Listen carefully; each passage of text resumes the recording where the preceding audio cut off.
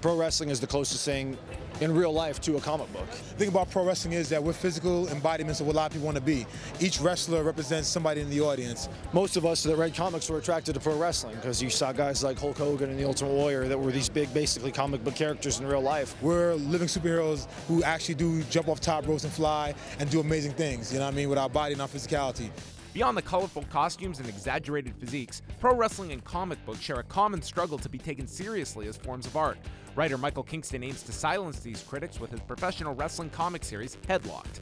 I think if you've been a wrestling fan any length of time, you have to defend it to people, you know, probably at least half the people you know. So, you know, I wanted to do something that sort of treated wrestling with respect.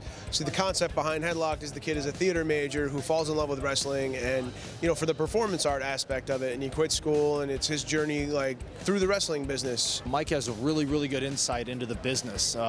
There's times reading the story I was like, wow, I went through something just like that, and just the little nuances of what somebody trying to come up in the business, making a name for themselves goes through. You know, as he learns the wrestling business, we're sort of examining the craft of wrestling through the eyes of a performance artist, but then at the same time, he's sort of navigating the underbelly of the business, which kind of gives it, you know, the story a little punch.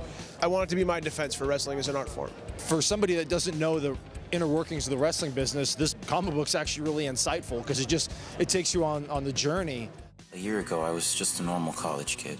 Good friends, decent grades, and I walked away from it all to chase the bright lights and the big stage of professional wrestling. When I started, I was just a guy with an indie book, and I would go to shows and set up, and, you know, Rob Van Dam would come by as a fan, and, you know, hey, let me see this, you know, oh, this is awesome, you know, anything I can do to help, you know, and Shane Helms, another big comic fan, you know, and then it sort of spiraled from there. I met Jerry Lawler, and he's an artist, and he agreed to do covers for me, and then we have more wrestlers contributing art to the book than we have traditional comic book artists. You know, we're not supported by any major promotions, we're not supported by any major comic book publishers, we're double independent, I guess, so everybody kind of, you know, everybody likes the book, and they like what we're trying to do, and they're just trying to help us get to the next level.